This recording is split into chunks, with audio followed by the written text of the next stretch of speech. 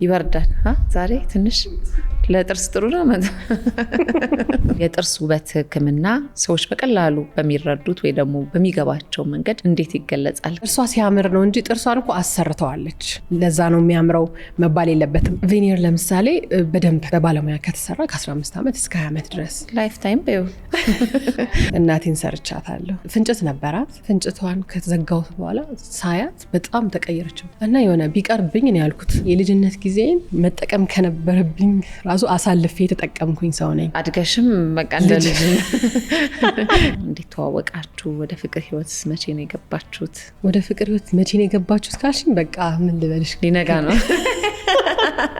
ተመረኩኝ ወዲያው አገባሁ። ፍጥንጥን ብለሻል። ፍጥንጥን ያለች ነች። ቤተሰብ ምን አለ? ኧረ ትንሽ ረፍት ስጪኝ።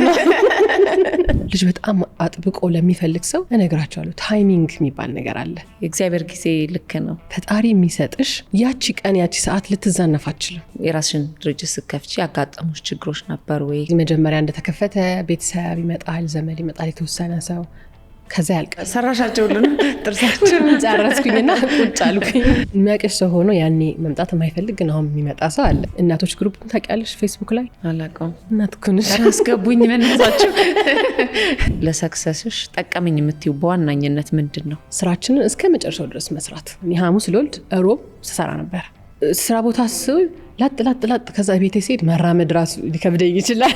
ወይ ብለሽ ዋጋሽ ነው እንደርጉዝ አክት ማድረግበት ቤቴ ብቻ ነው።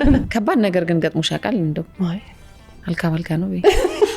እንደው ታካሚዎችሽ ላይ የምታዩ የተለመደ የጥርስ ችግር ምንድን ነው? አንዳንድ ሰው በጣም ይፍቅና ጥርሱን የበለጠ ያበላሸዋል። በተለይ እንዲህ የሚፈገፍግ ሰው። አብዛኛው ሰው ሻይ ስጠጣ ቡና ስጠጣ ጥርሴ ይወይባል ወይ ደግሞ ከለሩን ይቀይራል ይላሉና ምን ትይናለሽ? እኔም በጣም ቡና ስለምወድ ስቴን ያደርጋል። ምንም ጥያቄ የለው።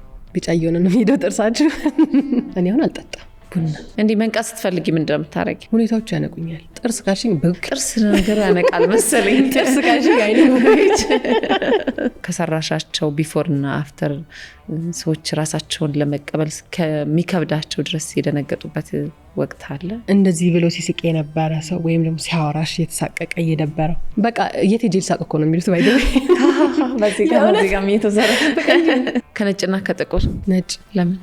ነጭ ደስ የሚል ነገር እኔ ስለለበስኩኝ አይደለ? ወደሽኝ ወደጂሽ